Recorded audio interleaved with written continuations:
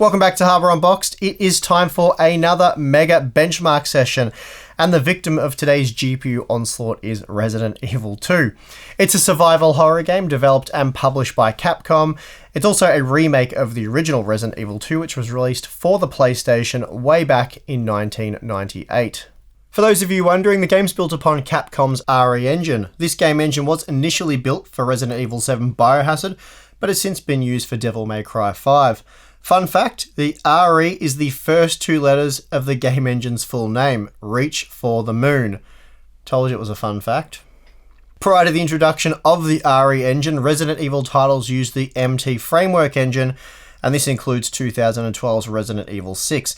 The RE engine is much improved and offers a variety of new graphical enhancements, such as dynamic shadows, shadow cache, subsurface scatters, and FXAA plus TAA. There are also a few updated rendering techniques such as HDR, a VR-specific mode, the ability to output at a 4K resolution, and more.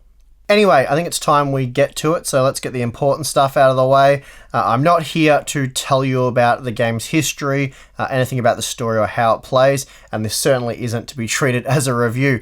What I am here to do is show you how a massive range of graphics cards perform in this title, so you know what you'll need for playable performance at 1080p, 1440p, and 4K using the maximum in-game quality preset. I've also done some additional testing with the sort of mid-range type quality preset at 1080p to see what you can get away with. Also, please note that the game does support both DirectX 11 and 12, but I've used the older DirectX 11 API for all the testing because, as usual, DirectX 12 is a complete and utter mess. It's plagued by low frame rates and constant stuttering. The modern GeForce RTX graphics cards, along with AMD's Vega models, were both over 30% faster when using DirectX 11. For testing, I'm recording a 60-second pass within the police station from the initial checkpoint once you do reach the police station. So from that checkpoint, I walk up the left staircase and then back down the opposite side and then under the roller door, and this takes us to a cutscene, and the test ends about halfway through that cutscene. For the bulk of the testing, the max preset has been used, and it recommends 14 gigabytes of VRAM, or I think it's 13.7, but I've written down 14. Anyway, it's a lot of VRAM is the point. It does seem a bit insane, and it's a tad exaggerated based on what I saw. The RTX 2080 Ti, that really only saw VRAM allocation peak at around 8 gigabytes. It was usually around 7.5, but it at times got up to around 8 gigabytes. And this was when gaming at the 4K resolution. That's still a lot of VRAM to be allocated, even when compared to newer titles, but it's not quite 14 gigabytes. Then using the balanced profile, which is sort of like a medium type preset, I suppose, I retested some of the newer graphics cards along with some of the much older models, and this particular preset suggests the VRAM usage will hit 2.4 gigabytes, which is much more manageable for the lower end cards. As for the drivers, I've tested with AMD's new Adrenalin 2019 edition 19.1.2 driver, and this driver is optimized for Resident Evil 2. And then for NVIDIA's GeForce graphics cards, we have Game Ready 417.71. Okay, I think that's about everything. Let's get into the results. Starting with the 1080p results, here we have all the current and previous generation GPUs. Actually, we technically have 3 generations from NVIDIA now. But anyway, my point is we have a whole lot of squashed blue bar graphs here. So let's stretch them out and discuss the results as we scroll down to the dreaded unplayable zone. Even with the maximum quality preset enabled, the RTX 2080 Ti blitzed this test, spitting out an incredible 217 FPS. The Pascal Titan X, GTX 1080 Ti, and RTX 2080 all provided very similar results. Needless to say, they enabled extremely playable performance. Then we see a reasonably large step down to the RTX 2070 and Vega 64, at least when looking at the average frame rate. And it should be noted that Vega 56 does incredibly well here, beating not only the GTX 1080 but also the new RTX 2060. It did slip behind ever so slightly for the 0.1% low result, but it was ahead for the 1% low and average frame rate. In fact, from this point down, AMD does very well. The RX 590 was basically able to match the GTX 1070. You don't see that too often, and this placed it on par with the GTX 980 Ti. Then we see the RX 580 smashing the GTX 1060 6GB by a convincing 26% margin, basically placing them a category apart in this title. That said, it wasn't all great news for AMD. Their previous generation Fury range didn't fare so well, and this is down to the limited 4GB VRAM buffer. Basically, they were unplayable. That said, it was interesting to see the 4GB versions of the RX 580 and 570 faring much better. I'm putting this down to memory optimizations for the GCN 4th gen architecture. Then moving further down, we see the GTX 980, 6GB 1060 and Radeon R9 390, all producing similar performance at around 70 FPS. Then to my surprise, the 3GB 1060 was able to provide playable performance.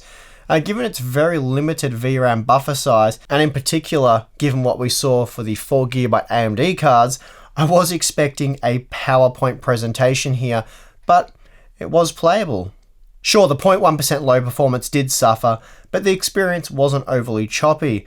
There was noticeable frame stuttering, but it wasn't super frequent.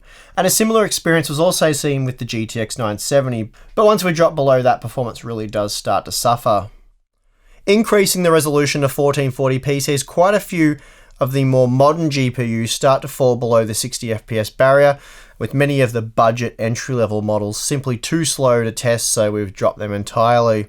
As expected, the RTX 2080 Ti has no issues at 1440p, and the same is true for the non-Ti model as well, along with the GTX 1080 Ti and Titan X.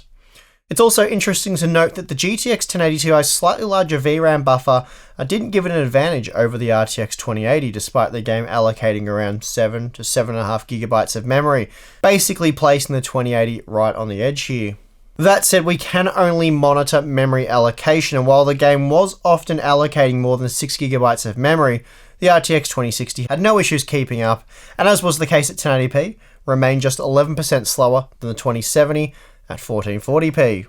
AMD's Vega GPUs again do very well. Vega 64 hung in there with the RTX 2070, while Vega 56 beat out the GTX 1080 and RTX 2060, at least for the average frame rate. Again, the frame time performance was slightly down, but nothing too alarming.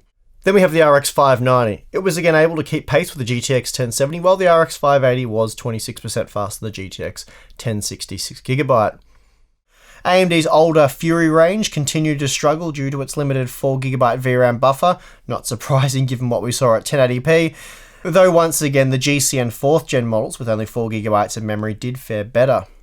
The GTX 1060 6GB was right on the edge for playable performance, and here the older Maxwell GPUs, the GTX 980 and 970, were really unable to deliver playable performance at 1440p. Then finally, at the 4K resolution, we have very few survivors. The RTX 2080 Ti was of course capable of providing smooth playable performance, and what we got from the RTX 2080, GTX 1080 Ti and Titan X was also very nice. The RTX 2070 and Vega 64 weren't really fast enough. I think if you're going to spend that much money on a graphics card, you'd expect better performance than what we're seeing here at 4K. Though of course you could reduce a few quality settings and probably get them up to an acceptable level. Beyond that though, you're better off at 1440p. Wrapping up the testing, I grabbed a few of the mid-range graphics cards as well as some old bangers, loaded up what's called the balanced preset at 1080p, and ran the tests again. This boosted the performance of the RX 570 by almost 30%. That said, the RX 570 did quite well with the maximum quality preset, despite only having a 4GB VRAM buffer. Where the truly huge gains were seen was with the 2 to 3GB cards. Take the GTX 1050 for example, it saw over an 80% performance boost with the balanced preset enabled. This preset suggests 2.4GB of VRAM will be used, though again that seems to be a slightly aggressive estimate as the 2GB models work just fine. For 60 FPS on average, something like the Radeon HD 7950 will do just fine, though from Nvidia, you will require something that's considered quite a bit more high-end in their product stack, I guess.